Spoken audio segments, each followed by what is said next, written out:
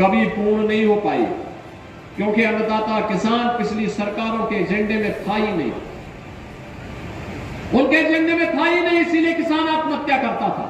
आज तो बहनों और भाइयों, अन्नदाता किसान के लिए ऋण माफी का कार्यक्रम भी है, प्रधानमंत्री कृषि सिंचाई की योजना भी है, प्रधानमंत्री किसान बीमा की योजना भी है और प्रधानमंत्री किसान सम्मान निधि की योजना भी है।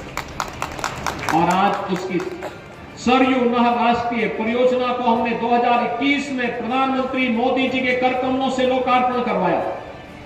याद करिए 1972 में योजना बनी थी और उसको पूरा होने में लगे 49 वर्ष, और वह भी तब जब भारतीय जनता पार्टी की सरकार उत्तर प्रदेश में अंदर आई।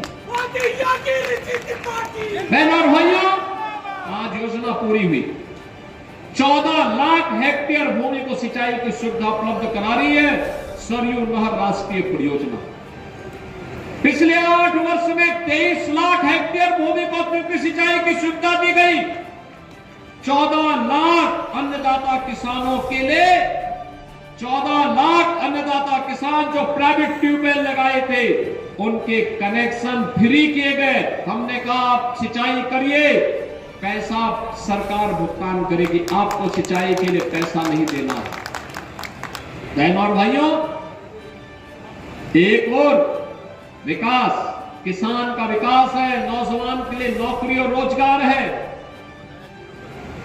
बेटी को सुरक्षा और स्वावलंबन की दिशा में आगे बढ़ाने का कार्य हो रहा है। श्रमिकों के बच्चों के लिए अटल आवासीय विद्यालय बनाए जा रहे हैं। आज यहां पर मुख्यमंत्री कंपोजिट विद्यालय भी बनाया जा रहा है। इंटीग्रेटेड कैंपस होगा, प्री प्राइमरी से लेकर के, नर्सरी से लेकर के सीनियर सेकेंडरी लेवल तक, 12वीं तक एक ही कैंपस में एक विद्यालय हमने महाराजगंज के लिए स्वीकृत किया है। केवलापुर में पहला विद्यालय बन रहा है और फिर इसको अगले चरण में हर विधानसभा क्षेत्र में बनाएंगे, इसके बाद हर विकास खंड में बनाएंगे। मैं अभी से कहूंगा सभी जनप्रतिनिधिगण और प्रशासन भी, और एक विधानसभा क्षेत्र में 15-15 एकड़ जमीन आरक्षित करके रखिए। अच्छा विद्यालय देंगे आपको, बहुत अच्छा विद्यालय देने जा रहे हैं, जिससे हमारे बच्चे अच्छी पढ़ाई करके जाएंगे। बहनों और भाइयों, पिछली सरकारें तो एक जनपद एक माफिया पालती थी, हमने उनके माफिया का स्थान अब 1 डिस्ट्रिक्ट 1 मेडिकल कॉलेज के लिए दे दिया। महाराजगंज में भी मेडिकल कॉलेज का शुभारंभ हो चुका है, मेडिकल कॉलेज का शुभारंभ हो चुका है। आज यहां पर हर एक क्षेत्र में नया कार्य प्रारंभ हुआ है। महाराजगंज अब पिछड़ा जिला नहीं है, उत्तर प्रदेश अब बीमारू राज्य भी नहीं है। अब यहां पर कोई ये नहीं कह सकता कि उसको शासन की योजना का लाभ नहीं मिल रहा है। अभी बहुत